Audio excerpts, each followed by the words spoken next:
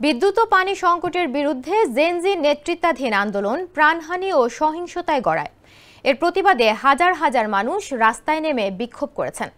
তরুণ প্রজন্মের আন্দোলনকারীদের নেতৃত্বে শুরু হওয়া তৃতীয় দফার এই বিক্ষোভ থেকে দেশটির সরকারের পদত্যাগের এক দফা দাবি ওঠে। সোমবার দেশটির রাজধানী আন্তানানারিভোতে বিক্ষোভকারী তরুণ তরুণীদের ছত্রভঙ্গ করতে টিয়ার গ্যাস নিক্ষেপ করেছে পুলিশ। বলা হচ্ছে, আফ্রিকার কেনিয়া ও এশিয়ার দেশ নেপালের জেনজি আন্দোলন থেকে অনুপ্রাণিত হয়ে মাদাগাস্কারে সরকার বিরোধী বিক্ষোভ শুরু করেছেন দেশটির তরুণ তরুণীরা। দেশটিতে গত কয়েক বছরের মধ্যে সবচেয়ে বড় বিক্ষোভ প্রতিবাদের রূপ নেয় তরুণদের এই আন্দোলন। ওয়ালটন এখন দেশের সীমানা পেরিয়ে পৌঁছে গিয়েছে 50টিরও বেশি দেশে।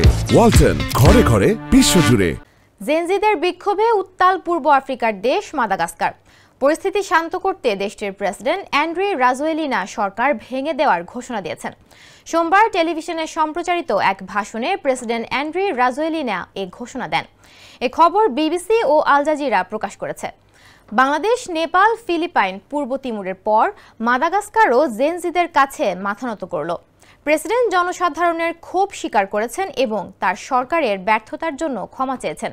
রাষ্ট্রীয় সম্প্রচারক টেলিভিজিওনা মালাগাসিতে তিনি বলেন, সরকারের সদস্যরা অর্পিত কাজগুলো সম্পাদন করেন না, সেজন্য তা স্বীকার করছে এবং ক্ষমা চাইছে।